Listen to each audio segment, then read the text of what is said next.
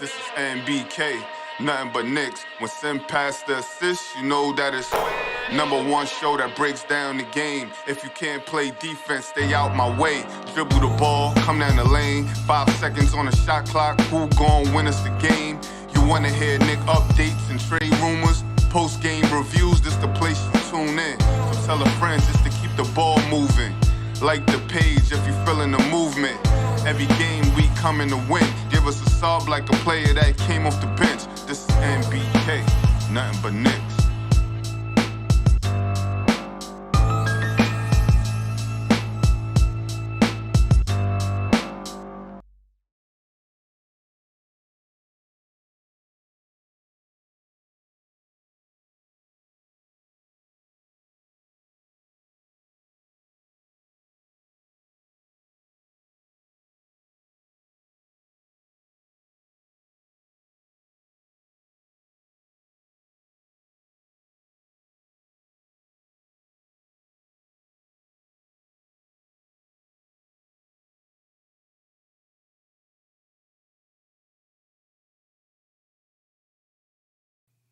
Knicks family, what's poppin'? It's your boy. I just realized that I was muted, so I apologize for that. But the Knicks lose a tight one to the Memphis Grizzlies, ladies and gentlemen, 127-123, and they just did not make enough plays down the stretch. Jalen Brunson had a few clean opportunities, but he did not convert. A few clean opportunities, one to take the lead, one to tie the game. Just did not happen tonight for the New York Knicks. There are reasons why, of course. One, they gave up 127 points. And right now, the Knicks have one of the worst defenses in the league, ladies and gentlemen. It continues to drop lower and lower and lower and lower. Offensively, they're producing, but they cannot get stops to save their life. Can't get stops at all. And even when they do get a stop, they find a way to give it back. You're seeing down the stretch of the game with the New York Knicks. You're seeing Ja Morant penetrate to the basket. The Knicks get the block. But then after they get the block, they just let him get the ball back and get a free layup, afraid to touch the guy because they may get a foul call. I don't know, man. I always say it's the little things. The little things lead to big things, and right now the Knicks don't do enough little things, in my opinion. It's part of the reasons why, we are not able to pull out some of these tight wins or pull out some of these tight games. Not enough little things throughout the game. I mean, for the most part, the Knicks played a pretty decent game. But rebounding, we get dominated on the glass time after time after time. The Memphis Grizzlies get an offensive rebound, 15 offensive rebounds for the Memphis Grizzlies. Loose balls.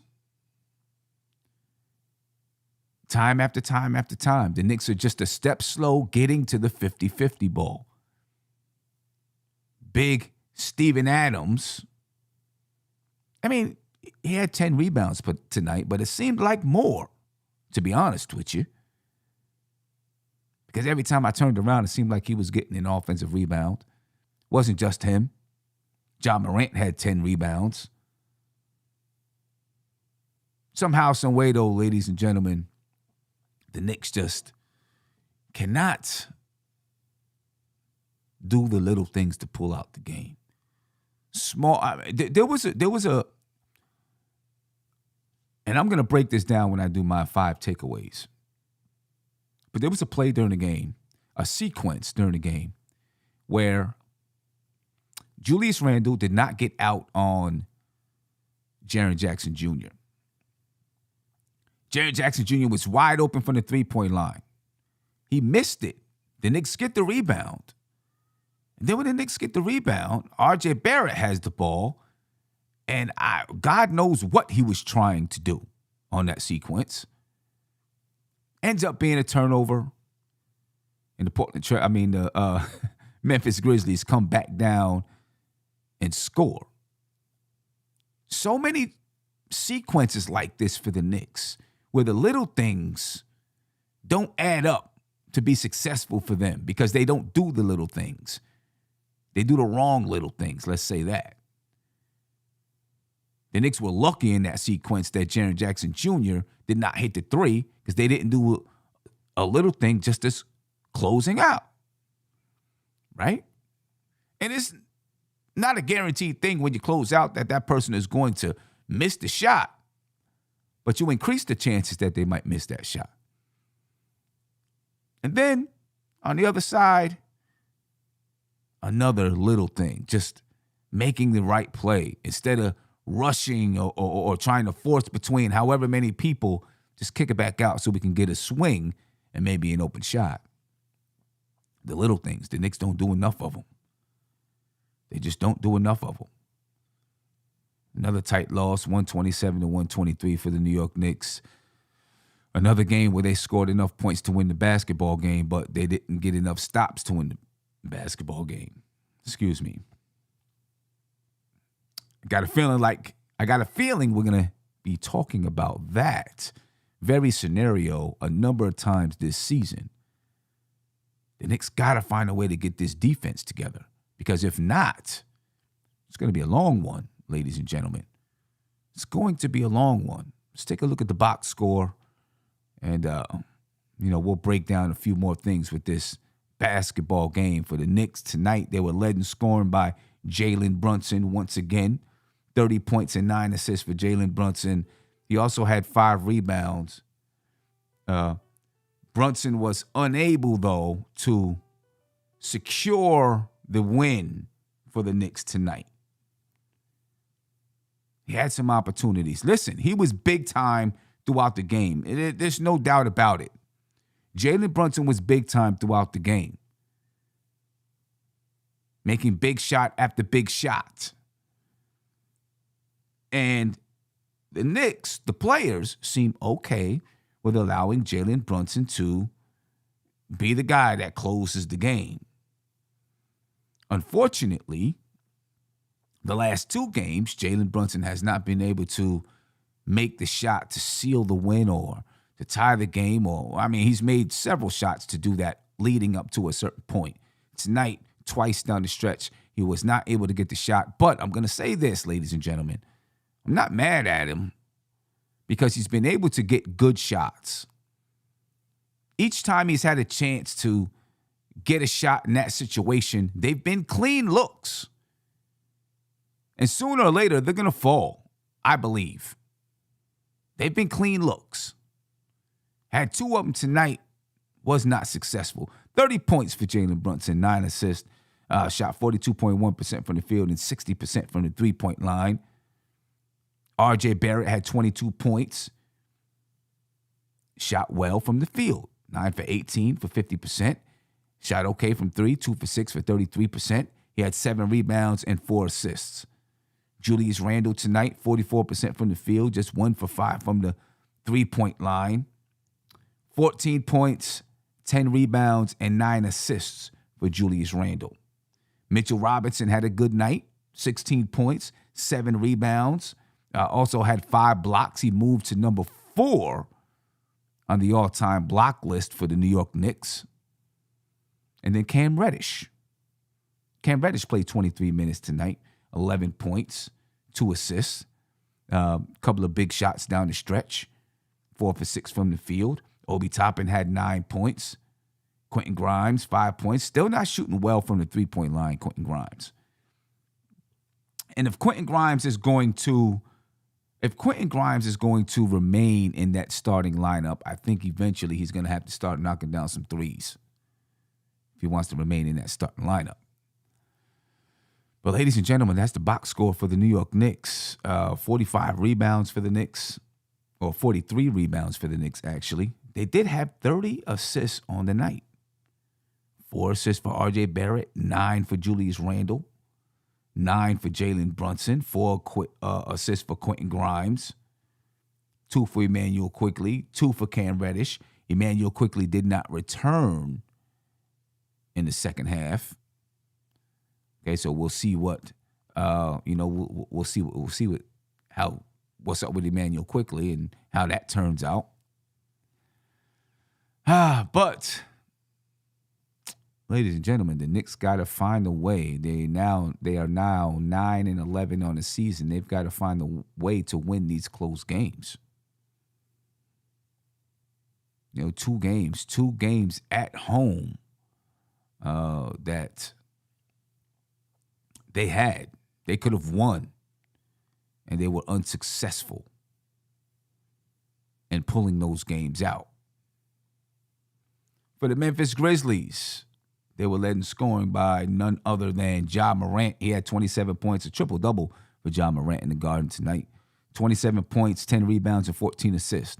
And that guy is so elusive, so tough to stop, to stay in front of. Finds a way to get inside, and the way that he can move, maneuver his body, slither and slice, it's almost impossible not to foul him once he gets inside the lane. If the Knicks can stop someone from getting inside the lane, they're going to be better defensively. And when you got a guard first of all, they can't stop anybody. And then when you got Ja Morant out there, it's definitely impossible to stop Ja Morant from getting inside the paint for the New York Knicks.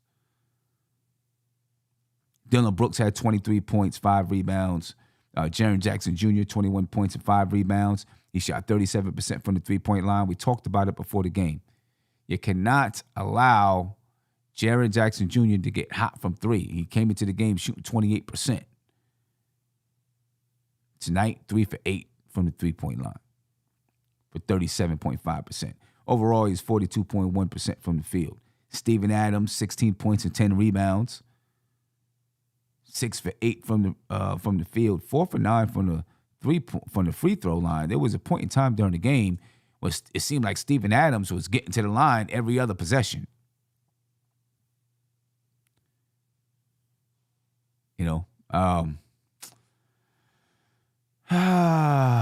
Sigh, you know what I'm saying? Sighing is all I can do right now, ladies and gentlemen, because the Knicks defense just cannot get it done.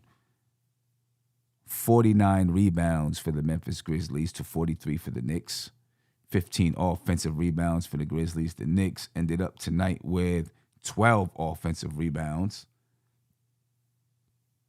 The Memphis Grizzlies had 32 assists. It was a good basketball game. Enjoyable, fun basketball game.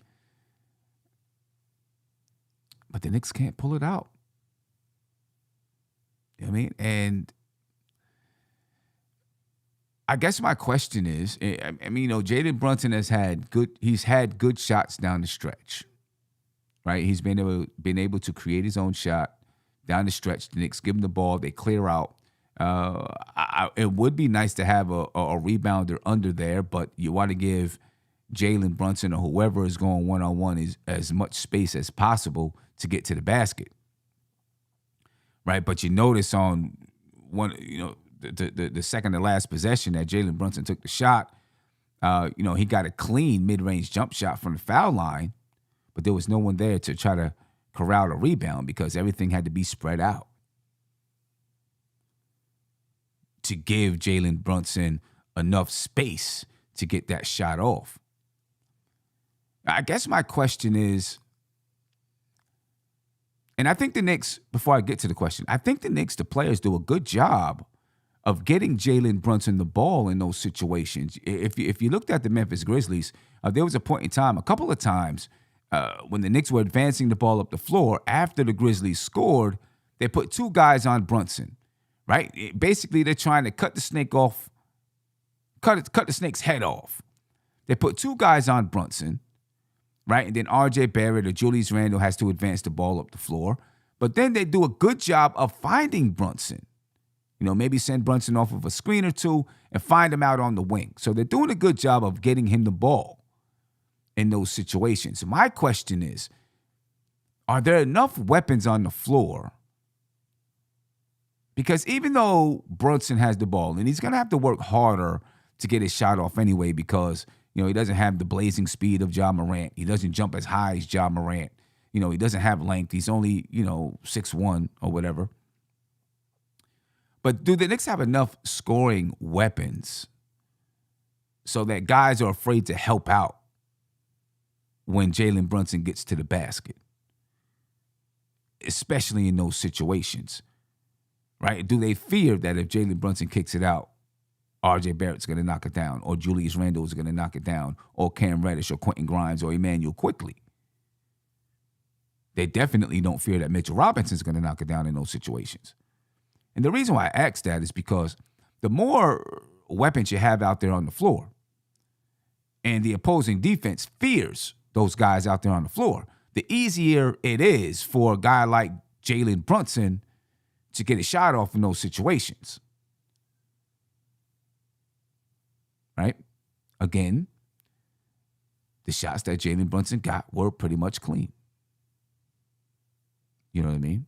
They were pretty much clean. So I'm just asking that question because the Knicks have got to find a way to convert these shots. Jalen Brunson's got to find a way to convert these shots, and you need as much help as possible. You know what I mean? Evan Hayes says no because they miss all of their open threes. That's what's hurting them the most. Yeah, I mean, the three-point shooting from the Knicks, it's terrible. Thank you for the segue, Evan Hayes, because that's another one of the keys to the Knicks' loss tonight. Three-point shooting. The Knicks end up shooting 33.3%, but throughout the game, the Knicks were missing open shot after open shot after open shot from the three-point line. At one point, they were like 6 for 21 or something like that, 6 for 23 from the three-point line. The Knicks just have not shot the ball well this year from three at all. And I know there's going to be people that call for Evan Fournier, but when Evan Fournier was when he was in the rotation, he wasn't shooting the ball from three very well either. And this is hurting the Knicks offensively. I know the Knicks scored 123 points, right? And they scored 129 against the Portland Trailblazers. But when you have another team that's scoring with you, then it cancels out the fact that you're scoring 123 points, because so is this team. And now you got to look at the nuances. And one of those nuances is that the Knicks do not hit the open shots when it's needed. Too many times we got someone who penetrates to the basket, kick it out, and you can't knock down the three. The Knicks came into the game shooting 31% from the three-point line. The expectations is that the Knicks would shoot better than that this year. Right? That's the expectation. I mean, Jalen Brunson last season shot a decent percentage from the three-point line, but not this year so far. He's not shooting well from the three-point line. We kind of expected Julius Randle. Julius Randle is probably shooting better than most of us expected from the three-point line. Coming into the game, he's shooting 33%. All right, after tonight, he'll probably drop a percentage point or two. R.J. Barrett shooting terribly from the three-point line. He shot better tonight, 33%, but he came into the game shooting about 25%. Hartenstein, we thought, was going to help out in that area, from the center position, spreading the floor. Hartenstein is shooting a terrible percentage from the three-point line so far this season. As a matter of fact, iHart so far is shooting 23.5% from the three-point line. Emmanuel Quickly is not exactly shooting the ball well from the three-point line. As a matter of fact, we don't have many players on this team who are shooting the ball well from the three-point line. Emmanuel Quickly is 32.1% so far this season. Derrick Rose may be one of your only exceptions, and he's shooting the ball 37% from the three-point line. Most of his threes, though, are off the dribble. It's not like you're moving the ball, right, and then he's getting the shot. It's off the dribble. He's in front of you, pop, and then pull up, or it's a transition three. Cam Reddish, he may be shooting it decently. He's shooting 33% from the three-point line. It's hard for me to find a guy that's shooting the ball really well from the three-point line for the Knicks, because the Knicks only shoot 31%. I guess my question to you is, Obi Toppin at one point was shooting it very well from the three-point line. He's now dropped to 35.8%. I guess my question to you is, do the Knicks just have guys that can't shoot the three?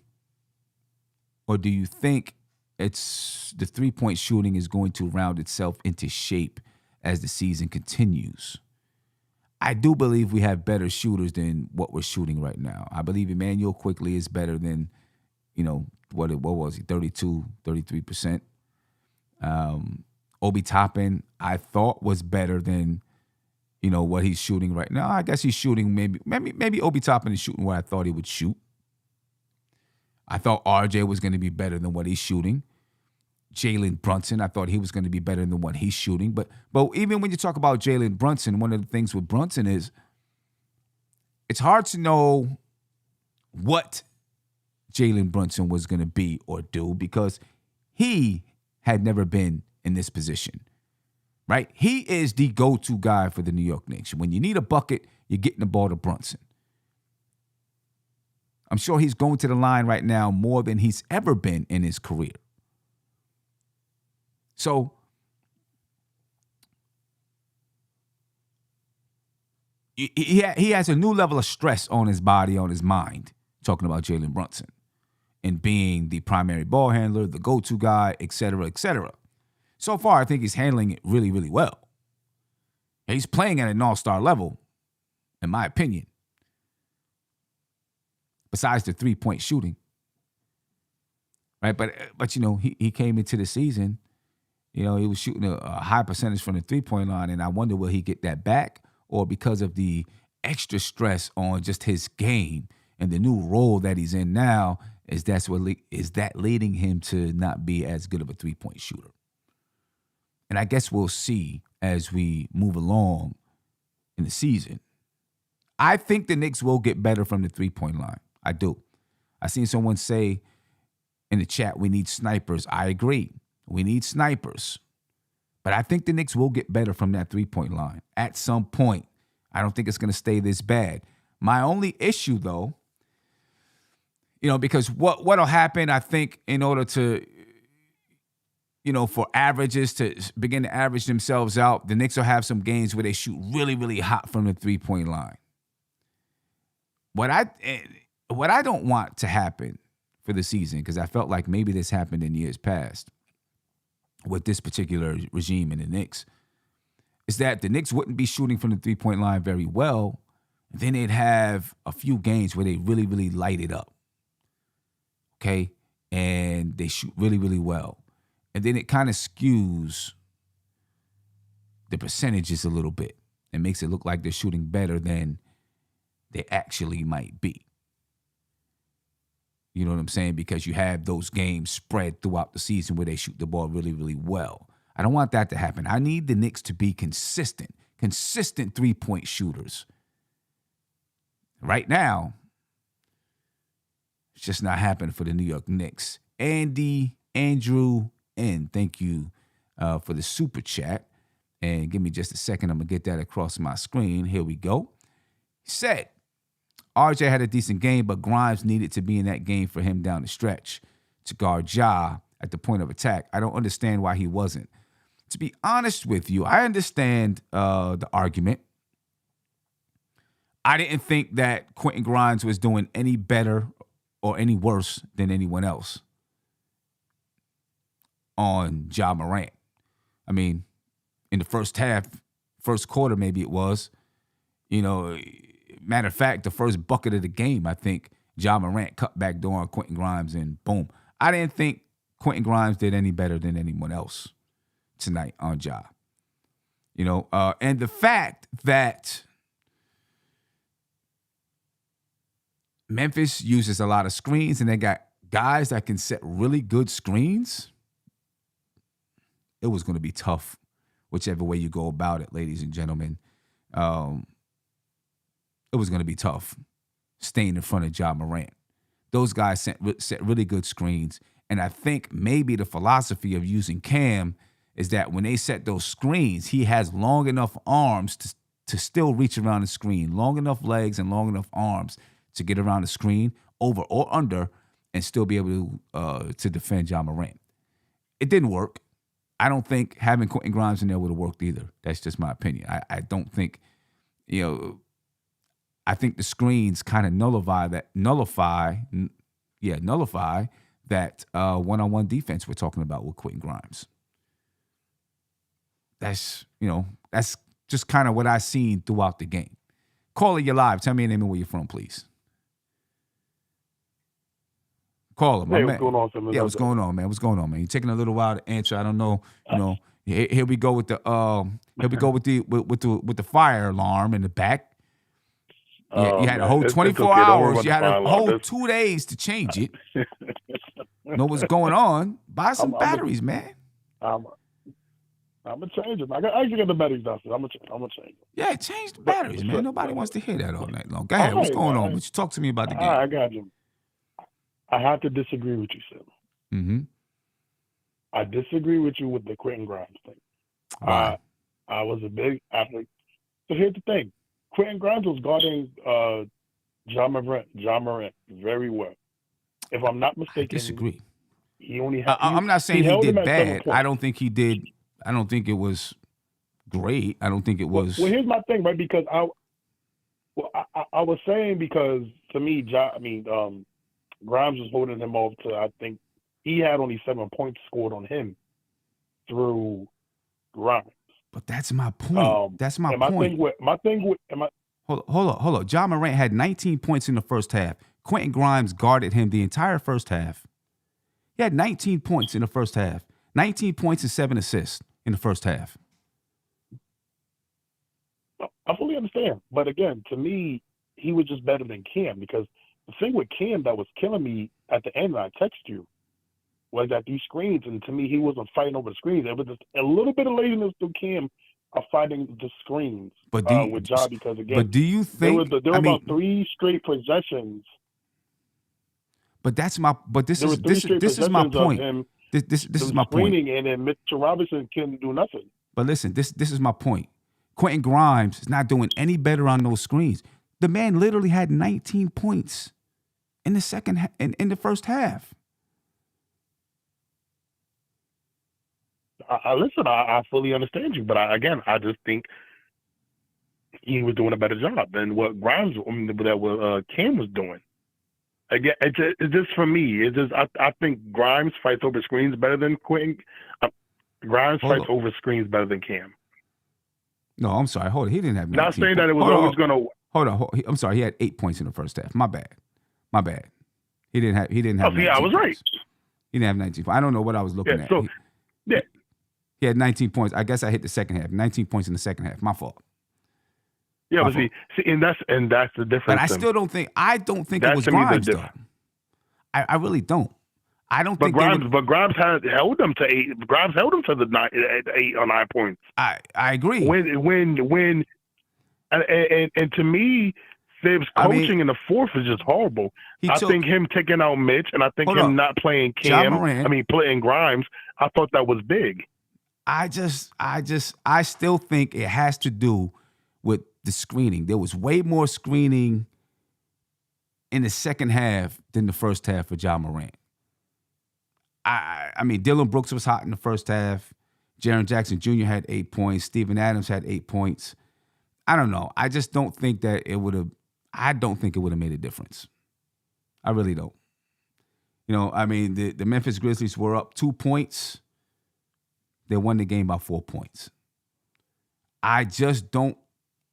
The screening to me, I just feel nullifies the one-on-one defense. Yeah, I understand that, sir, but I just think to me also too, I think Thibs' this coaching was just bad in the fourth. Like I said, there was 3 or 4. Like when I text you, I think that was like the 3rd or 4th straight possession of Steven Adams and Ja Morant just screening Cam to death and just him not fight again, and then just leaving Mitchell Robinson to guard Ja. But see, that's my thing. It's not him not. To me, it wasn't him not finding it. You got to fight over that Steven Adams screen. You got to fight over or under that screen, and that's a big screen. You know what I'm saying? I just don't. No, it is, and it's not easy. It's easier said than done. I just don't think it would have made a difference. I really don't. I don't think Quentin Grimes. I mean, I was definitely wrong. I was definitely wrong about the first half. Right? He had 8 points and 7 assists in the first half, 5 rebounds.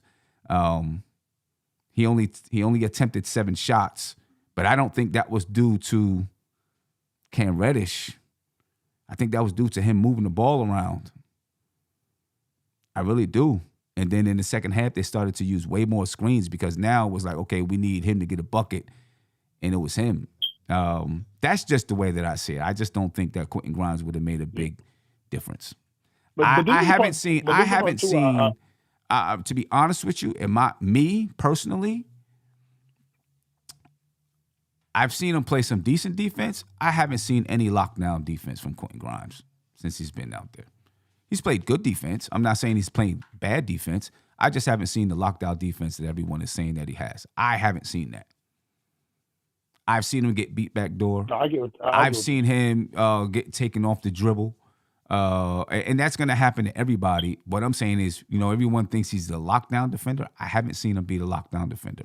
I've seen a lot of activity from him, but I don't know. I don't think it would have been the same. I mean, I think it would have been the same. I feel you. I think it would have been the same. I'm not ready. I'm not even ready to say that Grimes is a better defender than Cam Reddish yet. I think people look at his, like, the motion of his body and activity, right? And look at that and say that's, really, really good defense and this and that. But when it comes down to it, he gets beat like everybody else. People go backdoor every once in a while on him. I've seen him get beat bad a few times this season. I'm not ready to. I'm not sure if his defense is better than Cam, right? I'm not sure, to be honest with you. And I'm not trying to knock because, right now, if you want to be honest with you, the Knicks defense as a whole is bad. So it's like we're we're trying to say who's the least worst defender. But I think Grimes is the best defender so far. And again, I just think the fourth quarter, man, I think they've just lost that with this coaching. And I don't know. Substitution. There was something I just didn't understand. I don't know. I just don't know. When he was playing well, I didn't get that. You said, Mitchell Robinson had 4 fouls. There's a point you had to take him out, but he got him back in the game. You know what I mean? To me, I point to rebounding and I point to 3-point shooting when it comes to this game and not doing the little things. That's what I see. There was just a lot of little things we didn't do. A lot of little hustle plays that we didn't get to. Offensive rebounds that we allowed Memphis to grab, for second chance points. The Knicks had 18 second chance points, just like Memphis had 19 second chance points. Points in the paint, 64 for both teams. Fast break points, 16 for Memphis, 12 for the Knicks. Memphis Grizzlies shot 37% from the 3-point line. The Knicks, 33%. Hey, Sam, can I say one more thing too before I head out? I felt, and this to me was another bad thing with Thibs. I don't want to fully blame it on Thibs tonight, but him putting D Rosen, I think that messed up a lot of plays tonight. You said what? Me personally, I didn't like him putting D Rosen in the game. I think that threw a lot of players. I think that threw a couple players off. I think that threw quickly off. I think that, to me, McBride should have been playing. I don't think we need 12 minutes of D Rose. I thought at that time we needed more perimeter play, and I think lately the guys like McBride and Quickly earned the minutes that D Rose was playing tonight. Emmanuel Quickly Emmanuel Quickly got hurt and couldn't come back in the game. Oh, okay, yeah, that part. So McBride, he wasn't playing. Should have been playing. I thought McBride should have earned some minutes tonight. McBride has been playing well defensively. You know what I mean? And we needed it tonight. Listen, Miles McBride is situational. I'm telling you, I'm just saying, for me, people can say put this guy, that guy on John Morant, when it comes down the stretch of that game and Ja Morant has the ball and they're setting that screen, as fast as Ja Morant is, when he sets that screen, it is going to be super hard for you to get over that screen. One of the only ways for you to take the ball out of his hands is to send two guys at him at half court to try to get the ball out of his hands. You know what I'm saying? Because one-on-one, there's not a guy in the league that's staying in front of Ja Morant. I'm sorry. You know, people can say you should have had Quentin on him, you should have had Miles McBride on him. It's not a guy in the league that's staying in front of him. And then when you have someone set a screen and he comes off the screen, whether your man goes over the screen or under the screen, you're not staying in front of him. He's been able to knock down the mid-range jump shot, right? And tonight he didn't shoot well from three. But he came into the game shooting 38% from the three-point line, right? I just, it's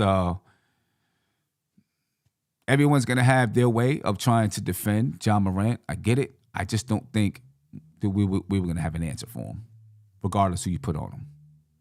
We don't have a player, in my opinion, on this team that can stop Ja Morant. I don't think anybody can. You could have tried Quentin Grimes down the stretch. I just don't think it would have made a big difference. But you're right, Quentin Grimes, he had 8 points in the first half, talking about Ja Morant, and Quentin Grimes was guarding him. But we can also say in the first half when, he had Ja Morant was 3 for 3 from the field in the first quarter, and then in the second quarter, he was 0 for 4 from the field. In the second quarter, we'd have to go back and look at and see who was guarding him in the second quarter. Right? Because that's when things started to switch up. You know what I mean? And who was in the game. And there was a time when Quentin Grimes and Cam Reddish was in the game. So we'd have to go back and look and say, okay, who guarded him the most in the second quarter? And at what point? But still, in my opinion, in that second half of the game, I don't think there was much you were going to be able to do. In the third quarter, Ja Morant played 12 minutes in the third quarter. In the fourth quarter, Ja Morant played 6 minutes and 14 seconds. I guess you could have tried to put Quentin Grimes in there down the stretch. I just don't think it would have made a difference. You know what I mean? And Rebuild said we were doubling Ja in the first half. I agree. Yes, the Knicks were doubling. They were sending two guys at him almost at half court to get the ball out of his hands. And so that also makes a difference. I just don't think down the stretch Quentin Grimes was going to make much of a difference against Ja Morant. But I respect your opinion, though. I respect it. I understand your thinking. I respect yours too, Sam. I just don't think Quentin Grimes is the defender that we think he's one of the best on this team. I don't think he's a lockdown defender yet. That's all I'm saying. I don't think he's a lockdown guy. You know what I mean?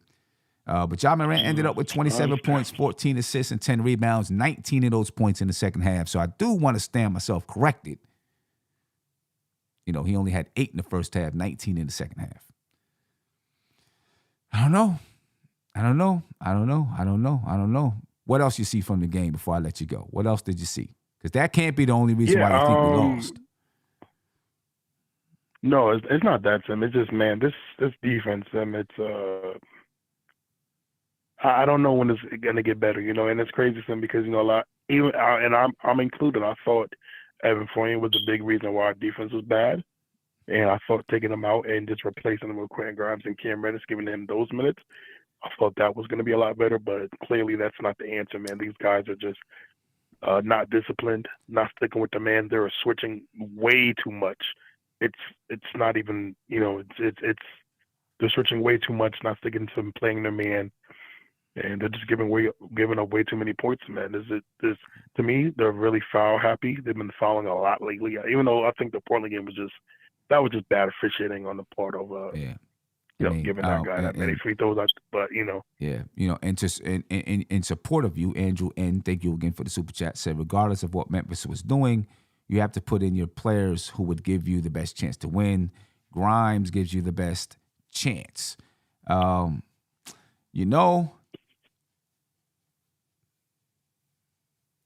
don't know. It depends on, are you saying best chance defensively or best chance offensively? Right? Because offensively, man, I'm offensively, Quentin Grimes 2 for 7 from the field, 1 for 4 from the 3-point line. He's not hitting shots the way that you want him to hit shots. 5 points tonight. He did have 4 assists though. Cam Reddish is hitting those shots, hitting the shots that you're hoping that he hit. Right? He's 4 for 6 from the field, 1 for 2 from the 3-point line, 2 for 2 from the free throw line. I don't know which way gives you the best chance. I want to leave you with this, and I think this is a good topic to talk about tonight. Are the Knicks, I'm not going to say they're giving up on Thibs, but are they giving up on their defensive strategy? Because right now, I think the Knicks players have no faith in the defensive strategy. I just think they're just not playing discipline on the defensive end, and they're just giving points, and it's crazy. Well, we talk about this all the time. I think, and Mitchell Robinson talked about this the other day. Always very candid, like Mike Breen said, he's very candid in his post-game interviews. The Knicks got to stop penetration.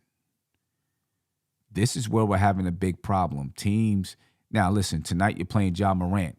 No one's stopping Ja Morant from getting into the paint. Nobody in the league. But it's not just tonight. Every night, every time the Knicks step on the court, they're having trouble stopping guards from penetrating. You know what I mean? And it's leading to, this is what it's leading to, because people get mad at all of our bigs. From Mitch to Sims to Obi to Randall to whoever else is considered a big, Hartenstein. But when your guards are unable to stop penetration, what do you do naturally as a big guy? What do you think you do naturally do, Isaiah? I would say, try to go up on a man. Well, as a big guy, if you don't feel like your guards are getting stops, you naturally start to seep into the paint. You're watching that a little bit more because you're like, all right, I got to make sure that I'm here just in case the guard gets by, whoever it is, right? So now you got your head on a swivel. You're looking like, man, as soon as he gets in, I got to get there, right? And what happens? Leaves your guy open. And I'm not saying this is the entire problem, but I think this inability to guard the perimeter is a big problem of our defense. You know what I mean? And it's causing, guys like Mitch to get into foul trouble. The first game the Knicks played against Memphis, he was in foul trouble, right? Tonight, he had 4 fouls. He did a better job staying out of foul trouble, right? But it's causing our big guys to seep into the paint a little bit more. You know what I mean? Which makes it harder for them to get back out, rotate back out. And I don't think we play good help side defense either when a guard is penetrating to the basket. We do a little, step in really quick and then try to get back out to our guy. But that little jab step towards the offensive player going towards the basket isn't enough. You know what I mean? Because they know you're going to take that jab step.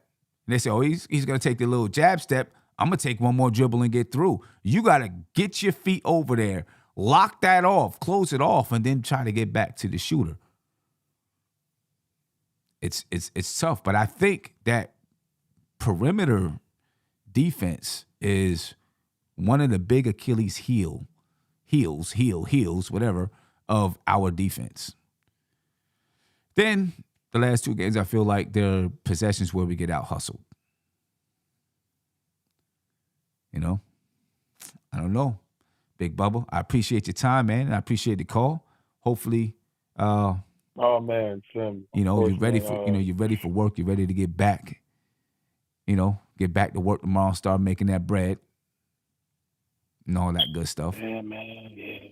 Make enough money make enough money to buy some batteries. I don't care if you got to go outside and ask somebody for $3. Go ask somebody for $3. Buy some batteries. Go to the Dollar General, whatever's next to your house, the little bodega shop, whatever. Buy some batteries and put it in your fire alarm so it starts beeping all night. Can you do that, please? GoFundMe for me? Can you do that, please? You start a GoFundMe for me? For batteries? For batteries? Come on, man. Take them out of your remote. Get up and change the channel. Let me go before this thing. Exactly, thing beeps again. again. Yeah. All right. Appreciate you. I'll talk to you soon. All right. Later. Give me a call, ladies and gentlemen, 516-362-5212. I want to hear your take on tonight's basketball game. I want to know what we are going to do about this defense. You know what I'm saying? Because, ladies and gentlemen, the defense. Caller, you live. Tell me your name and where you're from, please. Oh, Sam, it's Spree. What's up? What's going on with you, Spree? How you feeling? Yeah, I'm disappointed because we have to find a way to win the game, but I thought it was a good game. It was a good game. The Grizzlies are very hard to guard. I thought we competed. I thought that was the best RJ Barrett looked in a while. I thought Mitch looked pretty good. So I'm trying to take some positives, Sam. I thought a couple things that really bothered me. Randall, and he played okay offensively. He was passing it well, but he had he had many bad possessions on defense. He was getting beat backdoor, but he got into it. I think it was. Well, he had two really bad. He had two really bad possessions. Like really bad. Yeah. Right. One he didn't get out on. What's his name? Jaren Jackson Jr. Yeah. And then the other one when the other dude beat him backdoor. Aldama beat him backdoor. That was pretty bad. The backdoor. Yeah. But yeah, those were killers. And one of them was in an out of bounds play. I think the Jackson Jr. one was out of bounds. And then he also, Sim, there was a play where I think he got a foul off the ball that gave the Grizzlies a free throw where he was getting into it with somebody on the other team. Do you remember? You know what I'm talking about? Yeah, I know what you're talking about. I mean, I guess you can say he got a little frustrated there, but I also felt it was kind of a bogus call. You know, he had gotten the foul just beforehand, and then him and the guy were, woofing back and forth. And then the guy was coming off the screen, and he had his, like they were both locked up with each other, in my opinion. And then they called the foul on Randall. I didn't think at first, when they first called the foul, I was looking to see, did Randall come up and bump him real hard or do something like that? I didn't think he did that much. I mean, they called the foul. They were going to call a foul on somebody. I didn't think it was like egregious, that he just did something like lost his brain though. You think that was a reputation Randall foul? They just said, "Oh, Julius is in the play. There's contact. Let's call it." I think it was maybe him and Julius Randle were going back and forth, talking a little bit. Julius is a little bit more. They're gonna recognize him a little bit more, right? Because he's got the reputation, so they're gonna recognize Randle a little bit more, and then whoop, they hit the whistle on it. But I didn't think. But I'm not trying to blame Randall. But I really didn't think that should have been a call. You know what I mean? I mean, they were woofing a little bit. They locked each other up. It wasn't. I didn't think that should have been a call. If you're a good ref, if you're like a ref like that with good flow because the game was flowing, you let it go. But I'm just saying I'm just saying as a fan, I'm not blaming Randall. I'm just saying I was mad because I felt like that hurt us. Like because the flow, we were in a good flow. I think we had like a little 6-0 run, and that happened. That annoyed me, but I'm not blaming Randall. I hear you. It was annoying. Yeah, and like Nikki B said, the game didn't really come down to that. It didn't come down to that. No. But then I'm not going to say it came down to that. Right. But then of course B Baller said, we're making talking about me, saying I'm making excuses for Randall. No one else gets these excuses. Randall does.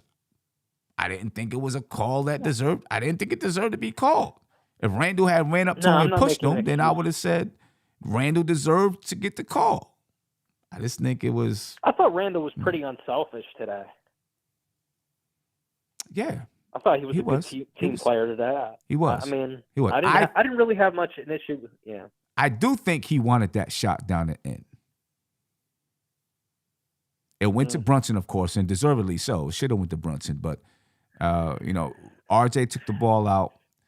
He didn't get it to Brunson on the first pass, which I was screaming, throw him the ball. And then Randall was there on kind of close to the corner. He had his hands out. He wanted the ball, but then Brunson came back. He got Brunson the ball. Brunson got a good shot off. I do think he wanted the ball there. But as it goes, it went to Brunson, and as it should have. Yeah. I mean, he was making plays in the fourth. He was the reason why we were doing what we were doing. But I hear you. I'm just saying this overall game. I'm more, even though it really is painful. I thought the offensive rebounds, and this is another thing I want to ask you, Sam. I'm not trying to be a hater. I thought Mitch Robinson looked very good. This is probably the best activity from Mitch in a while, and we got him involved offensively. But when Hartenstein was in, I'm not trying to hate because I like Hartenstein, but I think this is a game because it's matchups for me. With Adams and those guys, I'd rather have Sims get minutes than Hartenstein. I felt like that hurt us. There were some offensive rebounds that killed us, where we actually got a miss, and then we just couldn't find bodies. Yeah, right. That happened a bunch of times throughout the game, without a doubt, bunch of times. Let me ask you this, Spree, because I see a few people in the chat mentioning this. Tell me how you feel about it. We got Nikki B said Brunson's misses have cost us 2 games. Building Blocks said not a popular take, but another game that Brunson failed to close this game. He said, it's okay, though. I love having him here. Raindrops said Brunson failed to close, but he pulls away more than he should have to. Okay, he pulls away more than he should have to. How are you feeling about Brunson? Nikki B from Harlem said we lost because our point guard missed 2 game winners. How are you feeling about Brunson down the stretch and getting these last second shots, these last, shots to close the game, et cetera, et cetera? So I want to talk about each shot, and we can do that, but I just want to say I don't think those guys in the comments we're not even having the conversation tonight if after the Mitch block, Ja doesn't get the putback and we just secure the ball. That luckily came back to most times that when Mitch blocks that, we can secure it and win the game on defense. So if we make the stop, we don't need – because Brunson got the foul call and made the 2 clutch free throws. Those were clutch free throws. I count those as clutch free throws. That's not easy. We see it with RJ at the line. I'm not trying to hate on RJ, but it's tough to make free throws down the stretch. Brunson gets a call and makes them. If we get a defensive stop, we win the game. But my thoughts on the shots, the game before against the Blazers, that's Brunson's shot. That's his go-to move. So I have no issues with him taking it. Tonight, I thought the first one, it was open, but it felt like it was too open, like it was a little bit rushed where I don't think he had his feet set. I got to go back and look at it. I don't know if he had his feet completely set. It was an open little shot right inside the elbow, right? Right inside the elbow. I thought it was a good shot. Yeah. I thought it was a good shot. I don't know if his feet were completely set, but I thought he was open. Yeah, and maybe he didn't expect it to be so open at that point. Yeah. You know what I'm saying? Like you seen the other night against Portland, when, in the first half, Randall got the ball. He was so open. He was kind of surprised, like, oh, and then went up for it. Beat Baller said, how are you quoting Nikki B's bad take and ignoring Brunson's dragging these dead cats to the finish line? I spoke about it the entire show almost.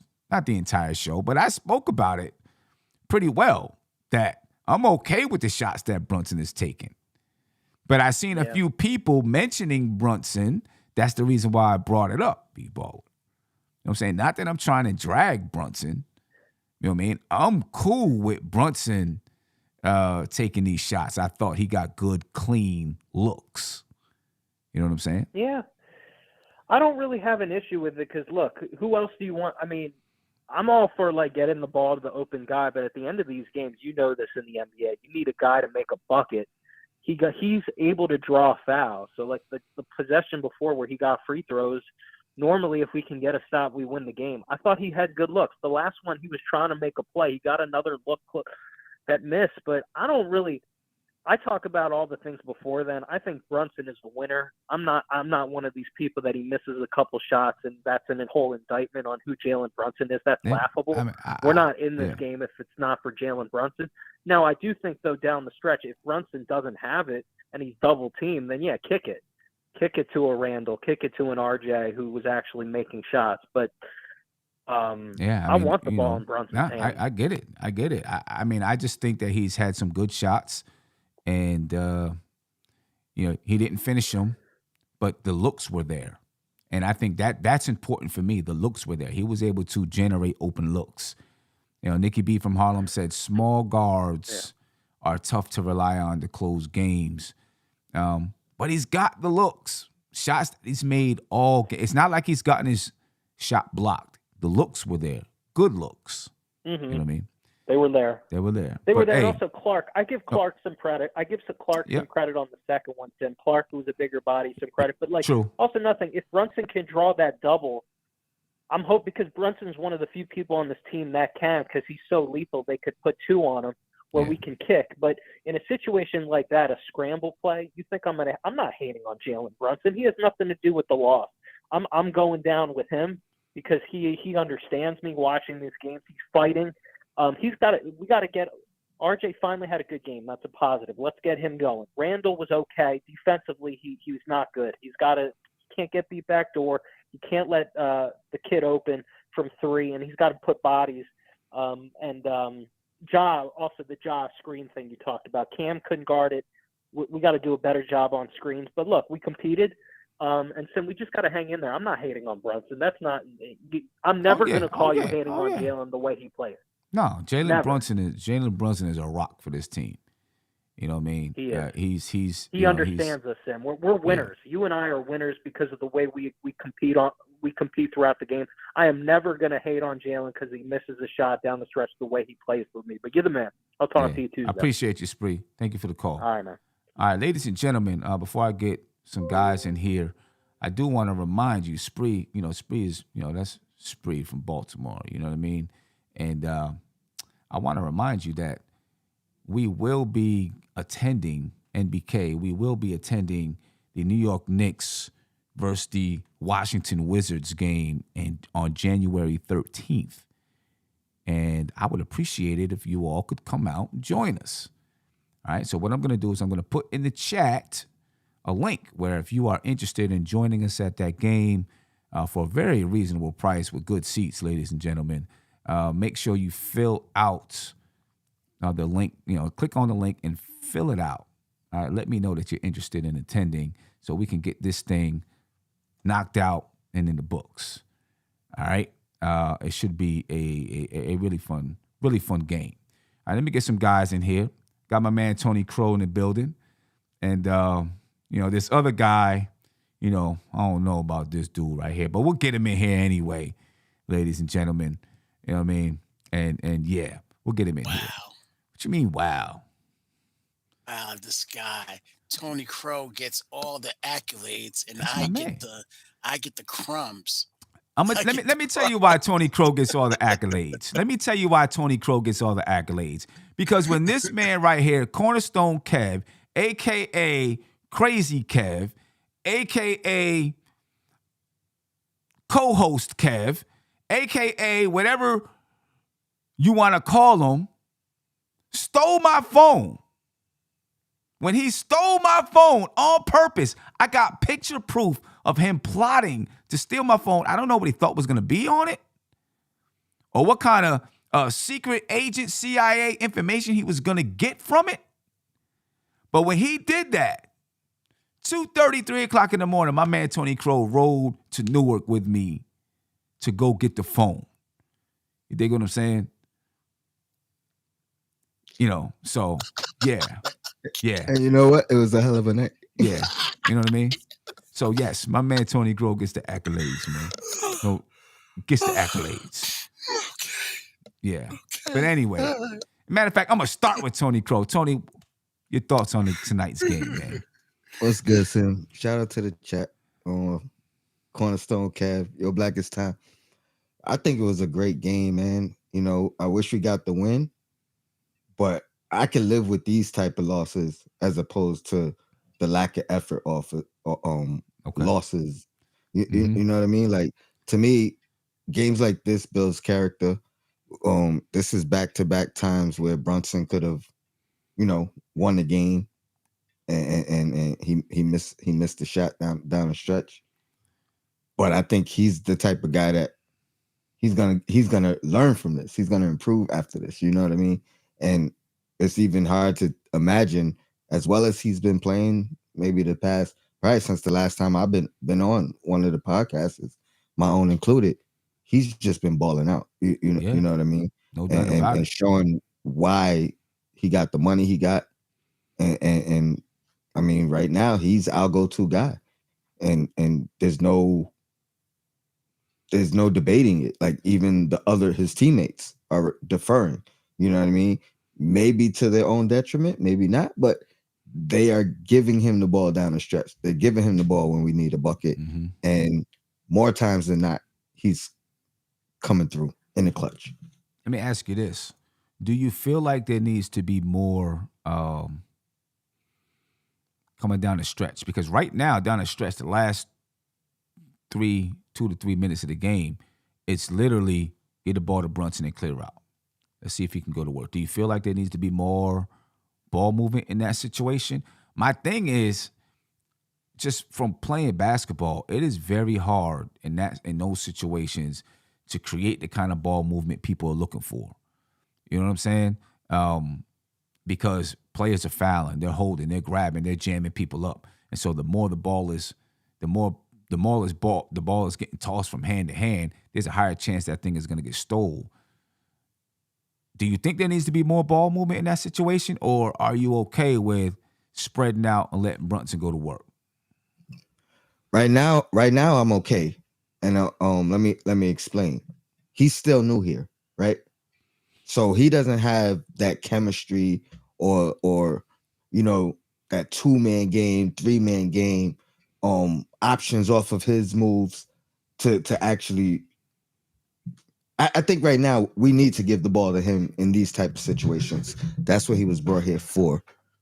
But I think throughout the course of the season, after midway point, I think we'll start to see him knowing where guys are, guys knowing where to be, him actually, because other teams are gonna, same way they did with Randall, they're gonna adjust. They're gonna, all right, Brunson's gonna take over now. Now we just gotta lock him up.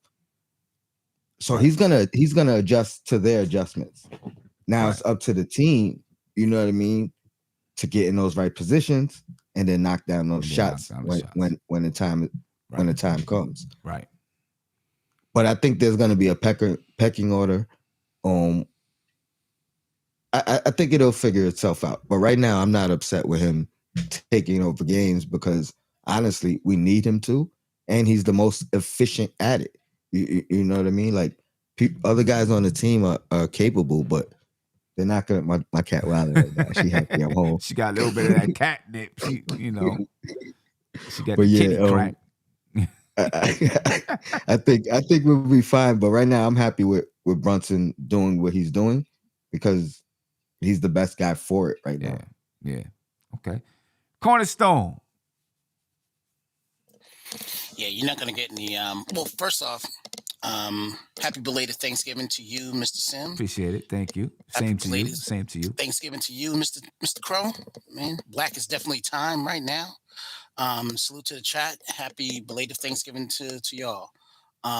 With that being said, you are not going to get no argument out of me whatsoever. I will live and die with the ball in his hands because you're seeing a guy who can penetrate, who can get his own shot. Yeah, he's undersized, but I don't care because he's probably, I'm going to put it out there. I think him alone is 10 times better than everybody that's on our team right now. And that's saying a lot because he's fearless. He takes responsibility for his mishaps. Mm-hmm. And I just love the way he plays. This is a position ever since I've known you, Sim, since I've known you, Tony, this is a position that we have been yearning for years. And we finally got it. Again, yes, he is undersized, but he makes things happen. And that's what I'm enjoying from watching him. Now, I'm not going to lie. With this game right here, these refs were atrocious. I know we don't want to ban refs and everything, but these refs were really atrocious. Not as bad as they were versus Sides. Portland. Well, okay. Same thing. Portland was really bad. But, same thing. I mean, I thought they were, times to the paint. Oh, go ahead. I'm just saying, I thought they were better tonight. The referees. You think so? Yeah, Tony Brothers, really? I thought they were better tonight. He's always had a thing against us. You know that, right? I mean, every ref in the league seems to have something against the Knicks, but I thought they were better tonight. Beat Baller said, Tibbs doesn't know ball movement. He's got $20 million players starting. He's got three $20 million players starting. They take turns. That is all. The Knicks had 30 assists tonight. Somewhere, somehow, some way, something is happening. They scored 123 points and had 30 assists. Right? They didn't shoot that well from the three-point line. 33%, I think it was, tonight from the three-point line. They shot okay from the field. But something is happening. They didn't get 30 assists by simply going one-on-one. I mean, they created some plays for each other, right? And I thought we seen some good plays being made. 9 assists from Julius Randle, 9 assists from Jalen Brunson, 4 assists from Quentin Grimes, 4 assists from R.J. Barrett. A real nice dime from our guy Reddish to Mitch. Yep. At the end of that game. Yes, did you see that? Yes. So I think there were some plays that guys made for each other. You know what I mean? Brunson, 19 shot attempts, 18 shot attempts from R.J. Barrett. Only 9 shot attempts from Julius Randle tonight.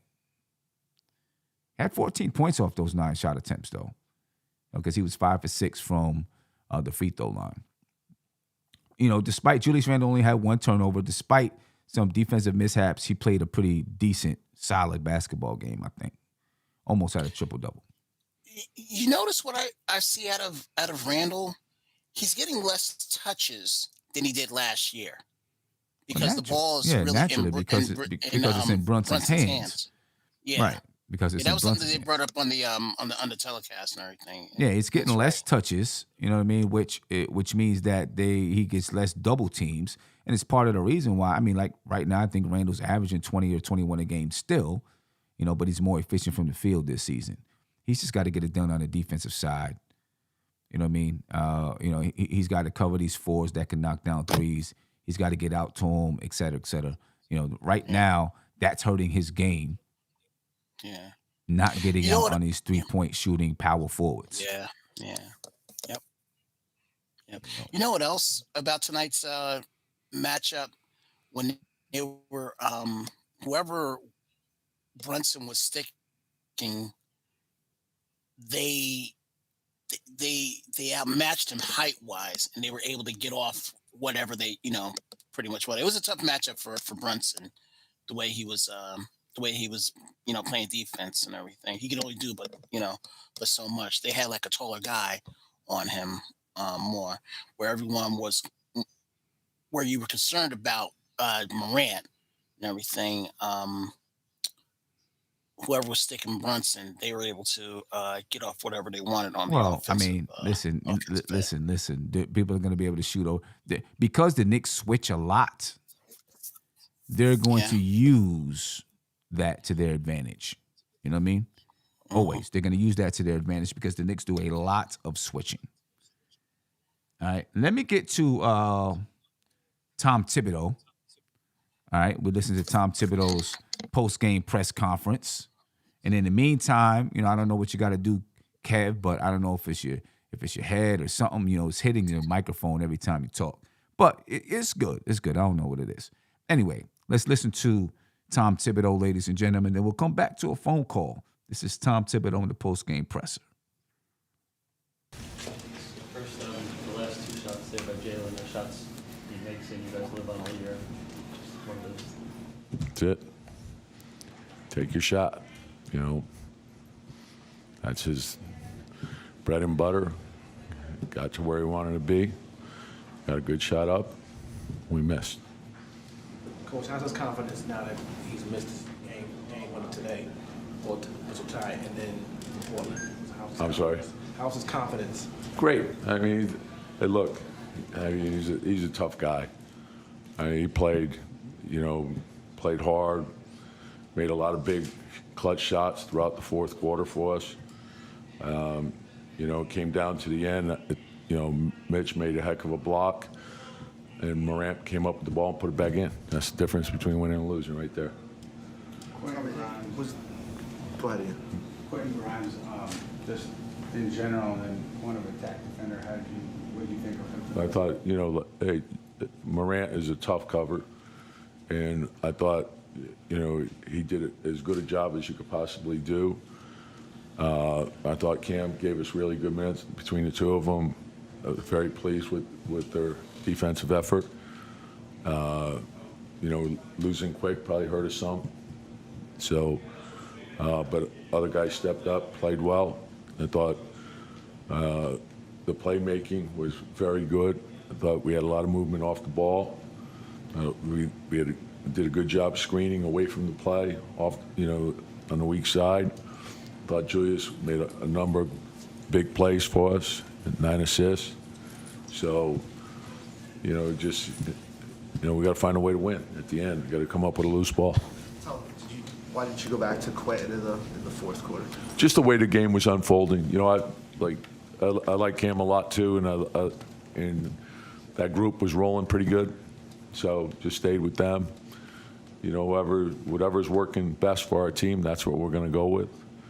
And so, we wouldn't have hesitated to put him back in, and we did at the end. So we went small, for a short stretch there. The rebounding was a concern. Coach, this was your 20th game, so it's roughly a quarter of the season. How would you assess where you guys are right now? Yeah, at the quarter point, so a lot of work to do. Just keep concentrating on getting better, improving, get ready for the next game. They come one at a time, so don't look backwards, don't look ahead, just look at exactly what's in front of us. That's where I want us to be. How frustrating is it that you guys have been unable to close out some of these games at home? Yeah, it's 5 to 6 losses here. Yeah, just keep, we got to keep knocking on the door. Just keep getting better. Try to learn from each game, see what we can do better, focus in, get ready for the next game. And like I said, in every game there's going to be good and bad. So try to take what you're doing well, build on that, try to correct the things that you're not doing as well as you would like, and move it forward. With Cam and Derek back in the lineup, what is that additional thing that they give you? I like the depth. I think that's a big plus for us. And I thought, we got Deuce in for a couple possessions that, that's the strength of the club, is that you got guys like that, and they're all deserving and great guys. They all work. So, just be ready when your opportunity comes. Get in there, get the job done. You guys had kind of contained Morant for much of the game before the fourth quarter. Him and Jalen kind of took it over. Just what kind of do you kind of feel like that's coming at some point, no matter what you do with Ja, that the ball's in his hands and he's going to do something? Yeah, it's and the thing is we're double teaming him. We're doing a lot of stuff, and his playmaking was, he didn't fight it. He just made the right play. And what you're doing is when you put 2 on the ball, you're in rotation, and so then when the ball's up on the board, you got to get back to bodies, and they got second shots off of it, but we knew that going in. He's a fast break unto himself. He's an offense unto himself, and he reads the game well. So, and the team's well balanced. I thought Brooks played really hard for them on both ends. They play for each other, so it's a hard-fought game. All right, let me ask you guys. Tony, I'll start with you. How do you feel about Quentin Grimes not getting back in the fourth quarter? Me, personally, I don't think it changes anything with as far as guarding Ja Morant. What was your thought? Did you think that Grimes should have came back in the fourth quarter? Because they asked Tom Thibodeau about why Grimes didn't come back in to guard Ja Morant. Not in particular, but I do want to state something that I haven't been able to state. I am very impressed with Grimes. Mm-hmm. I was one of the guys that was late to the party, right? Not that I disliked him. I just wasn't sold 100% on him. But what I've seen since he's come back has really opened my eyes. I did like what I saw, his playmaking in Summer League. And then coming into the season, I didn't know if he was still going to be able to do it. But it seems like, which is obvious, he was playing with lesser talent in Summer League. So now his playmaking on this main team is really coming out and showing. But as far as him going back, I think Cam played well enough to stay in the game. I think he was doing. Like you say, I don't know if switching Grimes. I mean, maybe that's not the substitution. You know what I mean? Now, would I have liked him to maybe go with Grimes and Cam? Maybe. Okay. But then RJ was playing well. Right, RJ was shooting the ball. He was scoring well. I don't know what RJ did in the fourth, but the thing is, you can always look afterwards and say, well, RJ didn't do such and such and such in the fourth quarter. He had 7 points in the fourth quarter, so it is very hard. In this situation, it was all right what he did because everybody on the floor kind of produced. You know what I mean? Like we were right there. Yeah. You know what I mean? So like you said, hindsight, you could always say, oh, maybe I should have did this, maybe I should have did that. But in the we moment, come away with that win, nobody's even talking about should I have done this or should I have done that. True. Let me get you a phone call, then I'm gonna come back to Cornerstone. Caller, you're live. Tell me your name and where you're from, please. Yeah, my name is JT. JT. I'm from Fort Wayne, Indiana. Okay, all right. And I'm originally from Jamaica, Queens. All right. Yo, straight up, Southside. We be worrying too much about what's going on with the Knicks right now. Problem is, there's no problem. We're only 2 games under 500. All right? We have a strong coach, and people don't understand that. See, people be like, yeah, we want to fire Tibbs, get rid of Tibbs. That's not the thing. The thing is, he's trying to give what he got. He only has so much in his pot right now. He's been giving RJ, he's giving Brunson, and he's giving Randall. He has to work with that. So he's trying to work with that. And he's also trying to increase the pace of the game. Right. The Knicks are scoring all times. Yeah, all kinds of points right now. Right. People don't understand that. Let me jump in for 1 second. You said he's been giving RJ, Brunson, and Randall because we had kind of lost you for a second. So you said he's been giving RJ, Brunson, and Randall. And then go ahead. Yeah, he's been giving RJ, Brunson, and Randall these strong minutes. He has to. I mean, that's $300 million. And then on top of that, he's got a mix of all kinds of players. It might not be great, but it's okay. I mean, dang, man. People are complaining like the Knicks are horrible and this, that, and the other, man. We only 2 games under 500. After 30, I guarantee you, Thibs will put that defense in there and we'll be all right, man. As far as RJ is concerned, man, that was my guy. He still is, man, but he's been a little disappointing, but he's trying to step up. But you know what I mean? Yeah, I hear you. But that's all he can do. Are you concerned at all you know what I mean? Are you concerned at all about the defense, though? I mean, we've been giving up. I mean, no, man. I said after 30. Watch. Look, man. Look. What was we last year? Like at 24th, and then we ended up at 11th? We ended up at 11. You know what I mean? But, I mean, listen. Yeah. You know what I mean? So far this season, we've given up 145 points. Right, we just gave up 132 to Portland. They came in averaging 109. I know that game went into overtime. We just gave up 127 to Memphis. That's a lot. And we're scoring enough to win in these games. But how are you going to increase the pace? See, that's the thing, man. You how are you going to increase the pace unless you push the offense? I get it, right? But I mean, there's been a lot of holes on defense. You know, I mean. In previous seasons, we haven't been good at stopping the 3-point shot. This year, we got guys shooting wide open, like with no defender within. I guarantee you. 7 feet. Look, Sim, man. I'll call back in, man. I'm not like Ryan or whatever that cat is from Baltimore or whatever. But I'm gonna tell you. I'm gonna tell you like this, man. I'm gonna tell you like this. I guarantee you, after 30 games, Thibs gonna push it up. And he's gonna, if he's still employed, you know what I mean. If he's still employed, but I guarantee he's gonna push it up. He's just trying to get that pace running, man, because we was getting killed last year.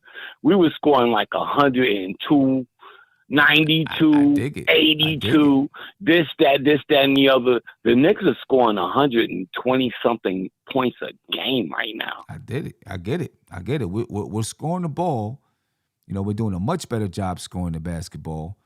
I think a big part of that is due to Jalen Brunson. We just got to figure out a way to get stops, especially in key moments.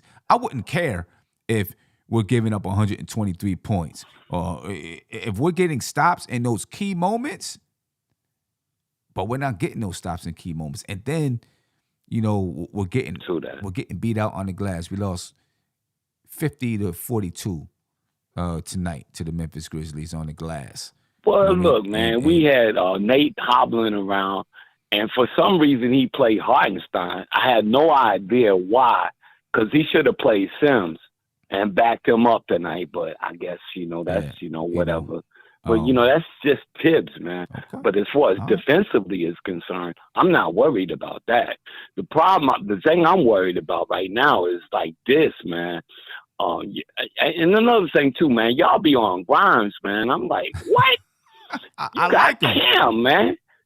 Oh no, I understand that, but you got Cam, man. I like Grimes. I'm not saying that Cam Grimes is better like than Cam. The plastic man. That dude be like left and right. I'm not saying you that know what Grimes I mean? is Going better down than the Cam. middle. I'm not saying that Grimes is better than Cam. As a matter of fact, I just told Big Bubba I'm not sure Grimes is a better defender than Cam, because a lot of people were saying, Grimes should have been in the game down the stretch. I don't know if he's a better defender than Cam.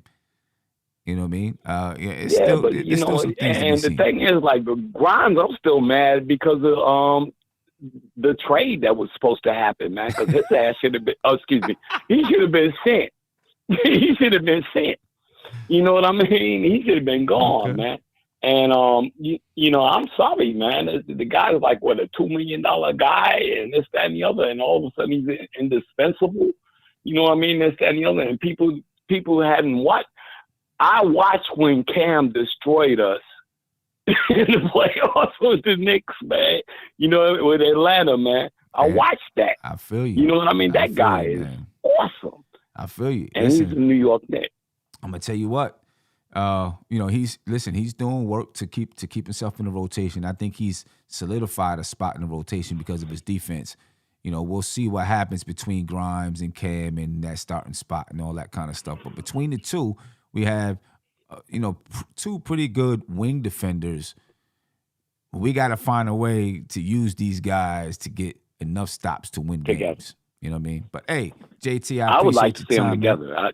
I would. We seen it a little bit tonight. We did see it a little bit tonight, and I want to go back and watch that portion. It was just a couple of minutes, but I want to go back and watch those few minutes to see, what it looked like with them two out there. But JT, I appreciate your time, man. Thank you. Yeah, go ahead. Thank you, man. Appreciate it. Yep. Appreciate you. Yeah. Just to correct him a little bit, Cam didn't. Just to correct him a little bit, Cam Reddish did not play in that playoff series with the against us.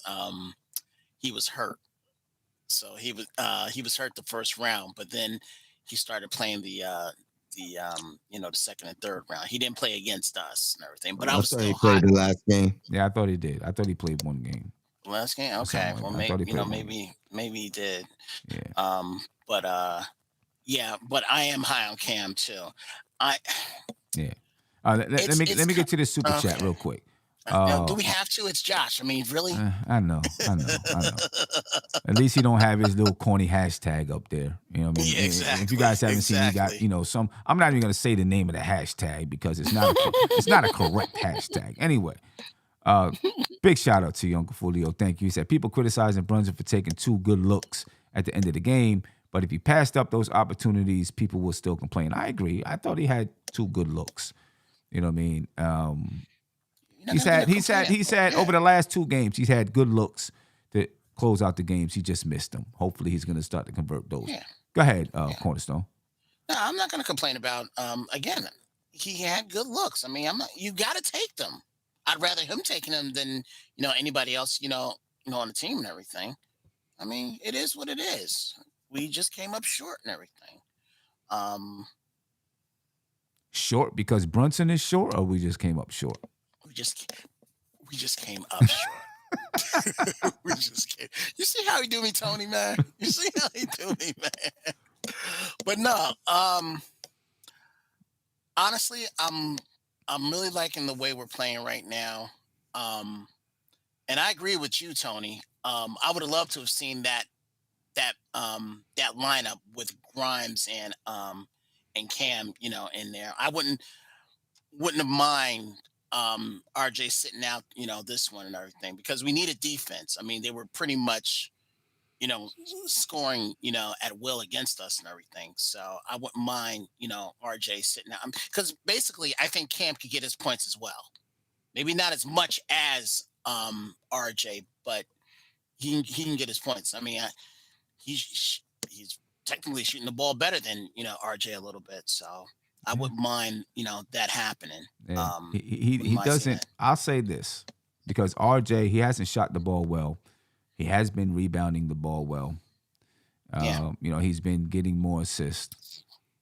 So he is doing those things a little bit better.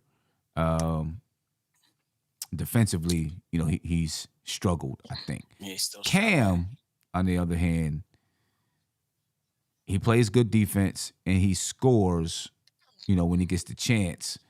He doesn't rebound the ball much.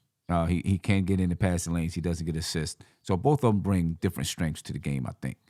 You know what I mean? Right. Yeah, I think they both bring something. I did want to point out one thing. Who was it? Okay. Who just said it? D Public Enemy said RJ was open both shots. D Public Enemy, are you confident that RJ is going to hit those shots? Case closed. Who are you more confident in? RJ taking it or Jalen Brunson? Because Jalen Brunson has some clean shots. Yep. You know what I mean? Yep. Had some clean shots. Yep. Or even at the foul line, Brunson had an opportunity to possibly get to the line. Exactly. I'm more comfortable with him either making that shot or getting to the line and hitting them free throws than anybody else on the team. Yeah. But I mean, I wouldn't have been mad if he gave it to RJ either. And I think over time, he is gonna make those reads. Right now, he's trying to win games. You know what I mean? Like he was trying to make up for the last one that he felt like he could. You know what I mean? You could see it when he missed the previous game. Yeah. You know what I mean? Like it was gonna stain him, and now he gets another opportunity. He's going for it. Yeah. No doubt. Hey, Sim and Tony. One thing that I will say, I would have found some time for Deuce for Sims out. I No. thought he was gonna say Deuce. I thought he was gonna say Deuce. No. For Sims, for Jericho. In fact, I probably would have put Jericho in ahead of Hartenstein. Yeah, listen, Jericho Sims is making a case, a big case. Right. No doubt about it. He's making a big case. But remember last year we didn't know. Well, we were skeptical on if he should get time or not, and now we're like, Yeah, he's got to get that time. Yeah, He's especially gotta I Hart. One of the big reasons that he was brought here was to spread the floor, hitting the three, and he's not. And he hasn't. And you know what I mean. And no one out of hasn't Knicks is happened. hitting threes for real. Nobody's. Let me get to this caller. Caller, you are live. Tell me your name and where you're from, please. Caller, you there? Hey, Sim. Hey, Sim, how you doing? It's Dan, North Carolina. Danny, what's going on, man? How you feeling? Feeling good. I'm feeling good after this loss. I'm kind of like Tony. The game was a good game. Of course, the defense was bad, with certain areas.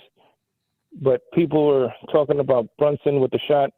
I'm going to live and die with Brunson. He's the only contract player we have that's living up to his contract right now. Game in and game out. Okay. So why are they upset that he's taking that shot? Okay. I think it's just a couple of people, and I don't know how upset they are. I think they're just kind of bringing it up. Maybe it's something they're watching, paying attention to. But now I get what you're saying. I'm not upset at all about it. They're not looking at the fact that he's the reason we were in the game. Yeah. So, and I'm no way comparing them to it, but it's just like, when Kobe was playing, of course he's going to take the last shot, but and again, I'm not comparing it to him, but he's our best player on the team. He's the one that kept us in the game. He has to take that shot. Yeah. Randall, he wasn't shooting good. Nobody was really shooting good. So who are you going to give the ball to with confidence? So I'm with you. I'm with you 100%. I might be, I'm 50-50 because again, I wish they would have pulled the win out, but at the same time, I feel like we're competing. The games have been good, and hopefully, if it keeps up like this, we could get into the lottery and actually get somebody that could help us in the future. So. I mean, I guess, we'll see. Listen, over the next, tonight began a stretch of 5 games in 7 nights against some tough competition. The only game that, shouldn't be as tough is Detroit, but you never know. Detroit is away. All of the other games are at home. It's and then the schedule gets even tougher after that. So we'll see how this team responds. They're 2 games below 500. They know what kind of stretch they have coming up. We'll see how they respond and if they respond with some heart. And I think this stretch is going to tell you a lot about where the season goes. And I feel that, again, I feel that they've been playing good. If you look in the league, who are the 2 best defensive guards in the league? Probably Marcus Smart and Drew Holiday. And John Morant torched both of them for over 28 to 30 points. Mm-hmm. So, everybody's saying, oh, put Sims in, put Grimes in, put Cam. Whoever they put in, Ja was going to torch him for the same amount. You might have changed the numbers, maybe 1 or 2 baskets, but it wasn't going to be enough that it was the turnovers and Brunson missing the shot. It came down to that. Yeah, I agree with you, man. I agree with you. I do. I think the Knicks are, they're playing good, tight games. They just got to find a way to get over the hill, get over the hump, win some of these games. You know what I mean? Make the plays down the stretch, get the stops, get the rebounds, get the loose balls, make the hustle plays, and then make those shots. We'll see if they can start to come through. One last thing that makes me laugh is that last year and even in the beginning of this year, you have people saying, play the young kids. We don't care if we lose. Develop the young kids. He's sitting Fournier. He's playing the young kids. Everybody's getting minutes, basically.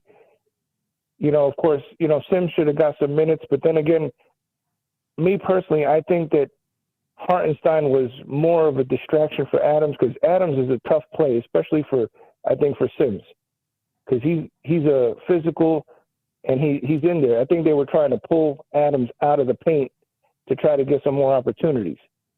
Right. But I think Sims, but Tibbs has been playing the youth, and people are complaining that we're losing. So well, yeah, I don't know. I mean, that's going to be if the Knicks were playing all kids 21 and under, there's going to be a lot of people upset that the Knicks are losing, no matter which way we go. But the Knicks are 8-10.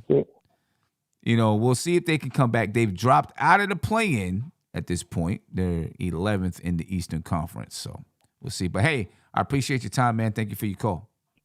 Thank you for everything. I appreciate it. You guys have a great night. Have a good one. Let me ask you guys this. Let me ask you this, Cornerstone co-host Kev. Let me ask you this, co-host. Is Jalen Brunson an all-star? I mean, and I'm not. And he may not be named an all-star based on the Knicks record and stuff like that. But is he an all-star caliber player?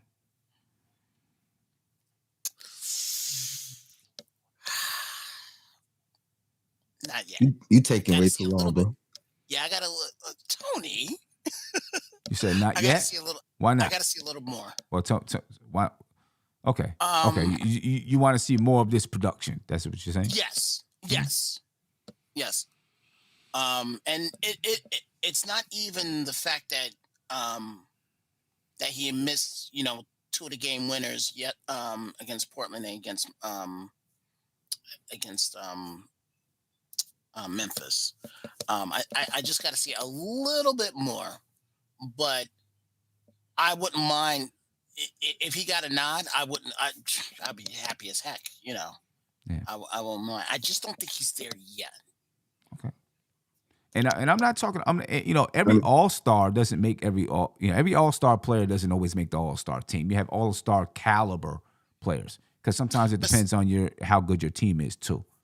Yeah, but see, here's the thing: when we went on that magical run with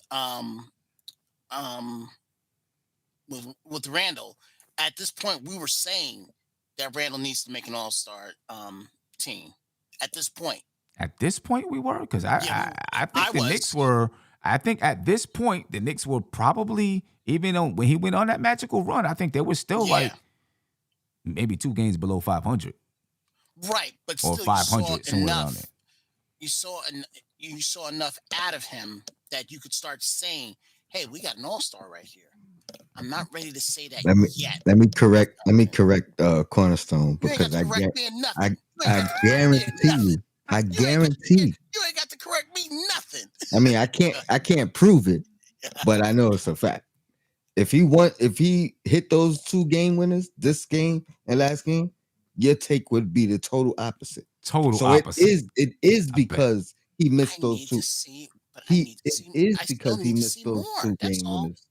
That you're saying that if we're 10-8 as opposed to 8-10. It'd be a different story. I guarantee you. He is playing all-star caliber basketball right now. That's a fact. He's playing great for us. He's playing great. Even more encouraging.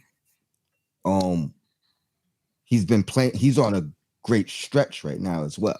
So yes, he is playing like an all-star. I will say that. Will he make the team? We don't know, but he's playing. What was your initial question? Well, I said, is he an all-star? Then I said, is he an all-star caliber? Right? I corrected myself because being an all-star, I mean, we've seen players make an all-star team 1 year because their team is really, really good and make it over players that, have made it 3, 4, 5 years. You know what I'm saying? And then, you have players that, make it every single year. It's like that. You know what I mean? Sometimes you have all-star caliber players. You've had years where DeMar DeRozan didn't make the all-star team, but he was always an all-star caliber player. Okay. Is he an all-star caliber? Right? I think he's all-star caliber. Yes, I think he's all-star caliber. I totally agree with you. Yeah. And Totally he, agree with you. you know, I think he's all-star caliber.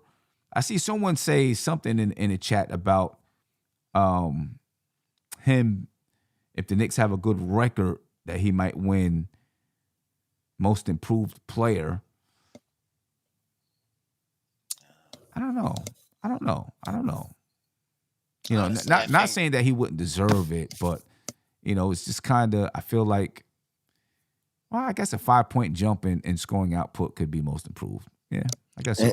And the reason I agree with that is it's not just the points. It's stats are up all across the board. True. You know That's what I mean? true. So I think that would give him a That's like true. put him in that conversation. So Right. you know what I mean? Somebody might make a jump of 9 points, but everything else might not be up. You know, assists may not be up, rebounds may not be up, minutes, et cetera, et cetera. I think the fact that his numbers are up in multiple categories, Mhm. and like career numbers for him, I think that is going to put him in that conversation as well. Yeah. honestly, I think it's really going to be hard because you got all these other teams out here, with um, new players that are really accelerating, like Halliburton for Indiana. Um, who else? Well, I know Halliburton's is one of them. Um, I don't know. I think it's going to be hard. I think it's going to. I mean, I know there's a lot more, but I think it's going to be hard for him to get it. Now, Well, is it'd be he hard for him to make the All-Star team right? because there's a Right. lot of guys I out mean, there, and if there's going to coaches be. are voting, Yeah, I mean, yeah, yeah, there's a lot of guys, a lot of good teams in the East. You know what I mean? You know, they should extend that team to 15, and I still don't know if he would make it if they extended it to 15 players. You know what I mean? But you know, All-Star caliber means a lot to me, though. You know, it doesn't have to be that you make that team because you know there can be a lot of different situations as to whether or not you make that team. But being an All-Star caliber player, I think is is important because it lets you know you got something to build with. yeah. You know. Real quick, did Fred VanVleet make an All-Star Yes. team? Yes. Yep. Okay, all Yep. right. Yep. Jalen Brunson so far this season, 21.8 points per game, 6.7 assists, shooting 48.7% from the field, 32.2% from three. I'm hoping that comes up. 1.1 steals. And get this, you know, even though he has the ball in his hands much more, last season he averaged 1.6 turnovers per game, and this season is at 1.7. You know, that's really, really good because he has the ball in his hands a heck of a lot more this season than he did last season, and he's still not turning the ball over that much. You know, so that's definitely good, man. We'll see if the Knicks can put another All-Star caliber guy next to him. You know what I'm saying? I think, you know, they were probably hoping R.J. Barrett would take that leap, that maybe Julius Randle would be All-Star caliber. You know, I think Julius Randle is probably just below All-Star caliber.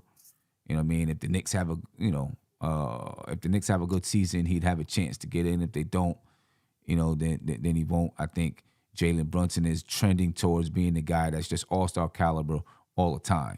You know what I mean? And he'll have a chance to get in whether or not. He is a cornerstone. He's a true cornerstone. Not like the cornerstones that you make up in your mind. You know what I'm saying? You make up cornerstones out of nowhere, you know. Oh, you ain't right, man. You ain't right. You make up cornerstones out of pebbles. But let me ask you, Tony, what do you think is the biggest problem with RJ? What do you think? Your opinion. I mean, I think right now is mental for him.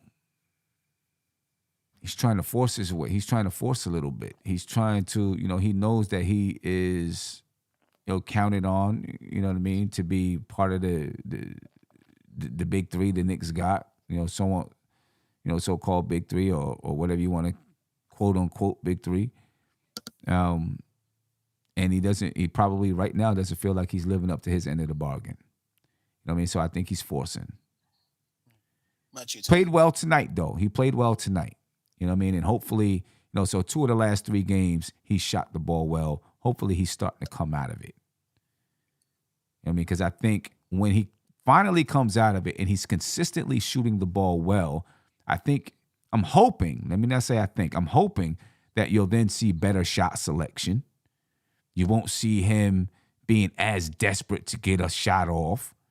You know what I mean? When you're not shooting the ball well, now you're playing with emotion over, you're playing with more emotion. Exactly. You're playing with more emotion instead of your brains.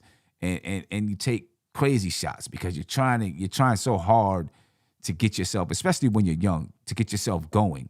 You know what I'm saying? When he gets a little bit older and he starts to get into a slump like this, he'll understand it a little better and how to deal with it a little bit more. But right now, he's struggling with it and he's forcing a little bit. Hopefully, though, when the shot comes back and he's getting himself out of it, you'll see him be a little bit more relaxed. He'll play more relaxed and because he's more relaxed, he'll play more under control.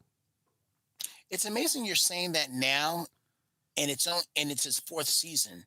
You'll probably see that like in his rookie season or his sophomore year. I mean, it's amazing that you're seeing that in his 4th season, the beginning of his 4th season. See, nowadays, guys come into the league so young, your 4th season you're still learning a lot. You're still learning a lot. You came into the league at 19. You're still learning a lot of basketball at that point. You know what I mean? Because think about it. Back in the day when guys came in at the age of 22, they had 4 years in college or whatever, 3 to 4 years in college to go through these type of stretches and learn how to handle these type of stretches, right? And they still don't have a grasp on it because now you come into the NBA and it's something totally new. And he graduated high school a year early. So like he would still be a junior. I didn't know that. Wow. Okay. He would be a junior if he's something. So like these guys come into the league really, really young, and it still takes them some time to learn and grow. We have this expectation that because you have some guys like a Ja Morant who come in and they just take the league by storm, but everybody's not Ja Morant or Zion or whoever else you want to compare them to. Everybody's not those guys, and people have to take they're going to develop. They're going to develop, and they're going to go through ups and downs. You know what I mean? Development, getting better is not a straight line. You don't just go straight and continuously get better. It goes up and down, up and down, up and down. But your hope is that it's still trending up. Even though it's going up and down, it's still trending up. You know what I mean? Do you think a guy like De'Aaron Fox had I won't say some, I won't say difficulties, but had some trying times, trying to get to this end? Yeah, without a doubt. Yeah. Without a doubt. Plenty of trying. He was in Sacramento. Yeah. Come on. Yeah. People talk about the Knicks being a bad franchise. He's had some trying times. It's just we don't get to witness it day to day. Yeah, I think RJ's biggest thing right now. I guess you kind of said the same thing, but the shot selection. You know what I mean? Just finding that medium, and you don't have to take every shot. You know what I mean? You could pull it back. You could regroup. I would love to see RJ go, get downhill, see he don't got it, give the ball up, and then just position yourself to get it right back. You know what I mean? Develop. That's my problem with him too. I totally develop and develop a go-to move. You know what I mean? Like whether it's in the post, but just something that you're comfortable with, that you feel like, I'm gonna make this shot 80% of the time. Mm-hmm. Throughout my career or whatever, and find that shot and then be able to go to it. I don't think he's found a go-to move yet, and I think I don't want to call it tunnel vision. He just got to find that medium. In you know what, this shot may not be good. Let me see if I can get a better one by giving it up and getting it back, giving it up and positioning myself, down low or wherever. But it's a learning curve. He'll figure it out. I'm not too concerned. Yeah, it takes time. It's just, it's it's that type of that's the way the league is nowadays. Players come in and they're in the league for 4 years, and to you, because you've seen them around for 4 years, you feel like this guy's been around forever. But really, it's only been 4 years that they've been around. You know what I mean? But and you feel like, oh man, this guy's 28. No, they're 22. And so I don't know how many times, we talk about a player, and people say, well, how old is he? You be like, oh, he's 25. People are like, dang, I thought he was like 29 years old. Right? Because the guy's been around for so long. You heard his name for so long because they come into the league so young nowadays. Takes a while to learn. Hey, Sam, do me a favor. Switch my position with Cornerstone. I gotta go answer my door. Okay. Yeah. Go ahead. Do what you gotta do. No doubt.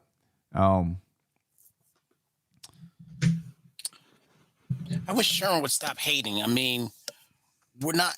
I mean, he says James Harden, Drew Holiday, Darius Garland, Kyrie Irving, LaMelo Ball, Fred VanVleet, Marcus Smart, Trae Young, and DeJounte Murray are all better than Brunson.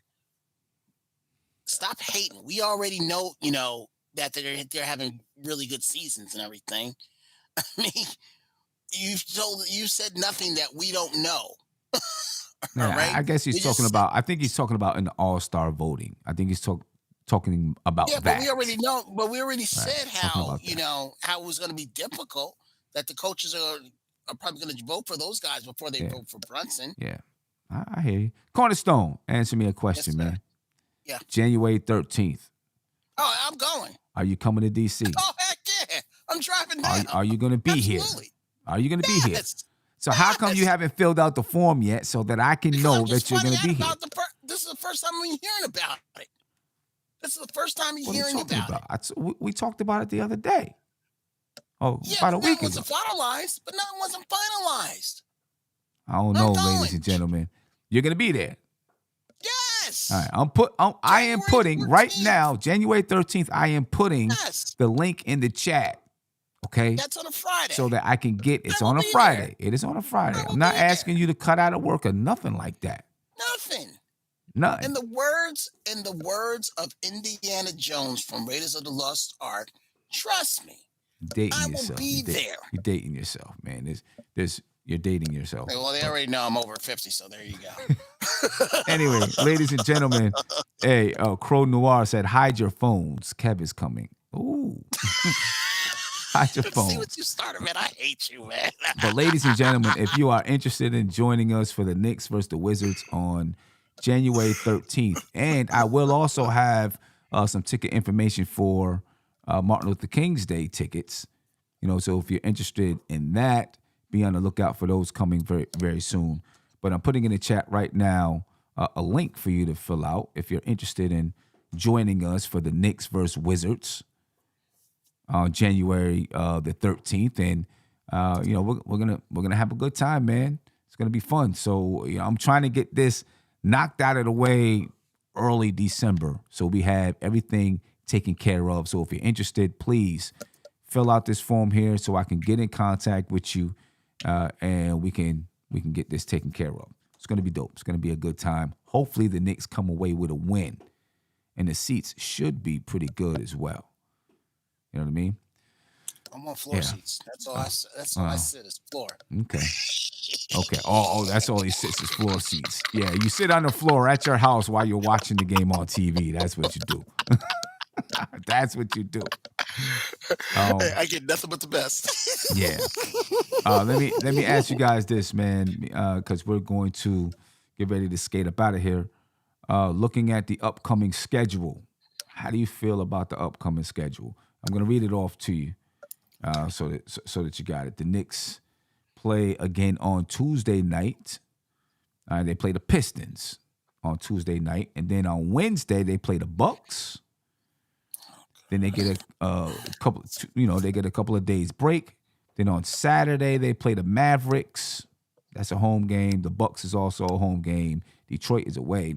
And then on Sunday, they play the Cavaliers, right? After they play the Pistons, they have 1, 2, 3 tough games in a row. how are you feeling about these games here? All right, the Bucks the Pistons are 5-17. The Bucks are 13-5. The Mavericks are 9-9. The Cavs are 13-7. Cornerstone, I'll start with you, then I'll get to Tony. How are you feeling about these next 4 games? 4 games. 4 games.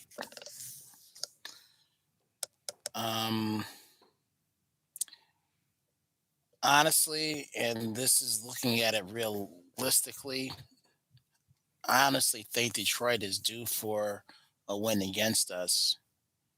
And this is probably going to be that one. Unfortunately, I mean, I hope I'm wrong. I really do. 9 times out of 10, I am wrong. So, and then with these next 3, these are going to be very, very, very tough games. The reason why I say about Detroit is because I think we're probably looking. Well, the players are probably. Well, they'll never say it, but they're probably looking ahead to Milwaukee. Is the Milwaukee game at the Garden? Yes. Okay. Yeah, they're probably looking. I don't think so. I don't think so. I don't think so. They can't be looking ahead. They can't. I don't think they're looking ahead to Milwaukee. I think they know. I mean, if you go to Milwaukee, 9 and what are they right now? What are they? 8-10 right now? Or the Knicks? What are the Knicks? 9-11 right now? If you go to Milwaukee, 9-12. I mean, well, the Knicks are home. They go into that game, home game, 9-12, with a chance to lose and now go 9-13. They know it's an uphill climb. They're going to be looking to get into that game 10-11, seeing if they can steal one versus Milwaukee, even though it's at home. Now, if the Cleveland game was after the Detroit game, then I might agree with you. Then I think they may have been looking ahead, and only because of like the revenge factor, we should have won that game type. You know what I mean? Like so, but they're not looking ahead to Milwaukee. They're gonna deal with Milwaukee when Milwaukee's on the schedule. Okay. You know what I mean? Like I don't see a reason to look ahead to Milwaukee. Yeah. You know what I mean? So I hope I'm wrong. I think now that we're almost at full strength, it'll be easier.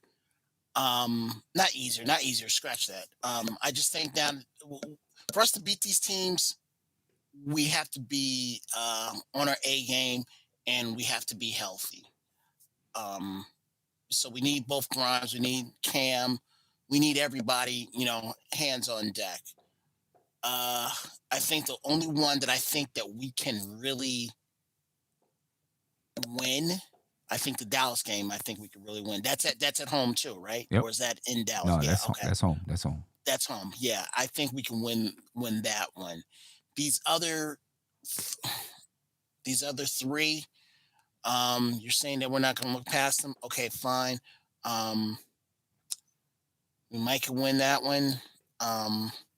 But the Bucks and the Cavs, that's going to be a battle. They're both going to be battles. Yeah, with that Cav one, I hope they have learned their lesson that Kevin Love can still shoot. All right, that he can still shoot because he was the one, not just Mitchell, but Kevin Love was the one that was killing us. So I hope they keep keep an eye on him. I feel you. Tony, what's your thoughts on him, man? Well, I'm satisfied with 2-2, but anything under that, I'm upset. You know what I mean? So, go after the Mavs game. I think they're gonna be up for it. We took their guy, we took one of their guys, but at the same time, this might be a Brunson game. You know what I mean? Like I wouldn't be surprised if he get a game winner that one and make it. Obviously we should beat Detroit. I think the toughest one obviously is the Bucks. I don't even think we squeeze one. We steal one from them, to be honest. But I think we can beat the Cavs. I think we can. I think adrenaline and just trying to get that payback for how they beat us when they beat us. Yeah. So, So let me ask you. The Knicks are now 9-11. If they beat Detroit, which I expect them to beat Detroit, they'll be 10-11. If they lose to Milwaukee, they'll be 10-12. And then if they beat the Mavericks and they beat the Cavaliers, they'll be back to 500 at 12-12. By Sunday, December the 4th, are the Knicks a 500 ball club? Are the Knicks at 500? Yes. So that's. I mean, I hope so. That you know what I mean. I hope so. That's 3-1, right? They'd go 3-1, right? That's 3-1. I mean, I hope they could go 3-1. I really do. But if they still a game under, you know what I mean. I'm not panicking. You know what I mean. We right there, depending on how these games look. But we've been competitive. We've been competitive even in these losses for the most part. So I expect that to continue. Yeah. My man Punch Nice said any post game interview. Well, we did the Tom Thibodeau interview. Well, we didn't do it. We played the Tom Thibodeau interview. As far as the players, they haven't been releasing those interviews until the next day. You know what I mean? But I am working on a way to get some of those interviews from another, or little clips from another source. So, you know what I mean? Maybe maybe the next post game show, I'll have that ready to go. You know what I mean? But yeah, the Knicks been, they probably see it like, we ain't gonna let them just keep showing the post game interviews. We gotta save it for the media. For those guys. You know what I mean? We'll find a way though. Yeah. I'm hoping the Knicks, though, will be 500 after Sunday. We'll see. But we got to take it one game at a time, ladies and gentlemen. The next game is this Tuesday, 7 p.m. versus the Pistons in Detroit. All right. I'm looking forward to the Knicks going there, getting a win and leaving out of there 10-11. As Kev scratches his head and, puts all kinds of sounds over top of the microphone and all that stuff. Instead of just, there you go, quietly muting his mic, and then you can scratch whatever you want to scratch and we won't hear it. Yeah. You know what I mean? But anyway, ladies and gentlemen, we're going to head up out of here. I appreciate your time. All right. Again, if you want to join us in D.C., make sure you click on this link, fill it out. If you're in Maryland, D.C., Virginia, you're in Baltimore, wherever you are. If you're in Philly, come on down and join us. Wherever you're at, ladies and gentlemen, just fill out this form. What about Atlanta, Georgia? I mean, you're in Georgia. If you want to come down from NYC, it don't matter. Come chill with us. Have a good time. You know what I mean? But if you're interested, fill out this link. I'm going to be in contact with the guy this week so we can start getting that thing rolling. All right. Anyways, I'm out of here, ladies and gentlemen. Look forward to my 5 takeaways from this game. Tony Crow, when the next time you going on? I mean, might do a surprise tonight. If not, I'm back on schedule tomorrow. Okay. 6:30. Hopefully, with the Queen, then Queen's Court, the back-to-back. So, yeah, no doubt. Well, ladies and gentlemen, I'm out of here. And before I get out of here, I'm testing out this little insert ad thing from YouTube. So I'm going to test it out. I'm going to throw an ad out there. And, if you're grateful enough, it don't cost you nothing but time. Watch the ad. It might be something that you're interested in. And I just put the ad in, ladies and gentlemen. So I don't know. I don't even know if it pops up on your screen. I don't know if it just shows a whole commercial, or I don't know what it does. It says some people will get it, some people won't. I don't know. I'm just trying it out. But anyway, I'm out of here, ladies and gentlemen. Fill out that form, though, if you want to join us. Be peaceful and look forward to those 5 takeaways. We out. This is NBK, nothing but Knicks. When Sim passed the assist, you know that it's #1 show that breaks down the game. If you can't play defense, stay out my way. Dribble the ball, come down the lane. 5 seconds on the shot clock, who gon' win us the game? You wanna hear Nick updates and trade rumors? Post-game reviews, this the place you tune in. So tell a friend just to keep the ball moving. Like the page if you feeling the movement. Every game we coming to win. Give us a sub like a player that came off the bench. This is NBK, nothing but Nick.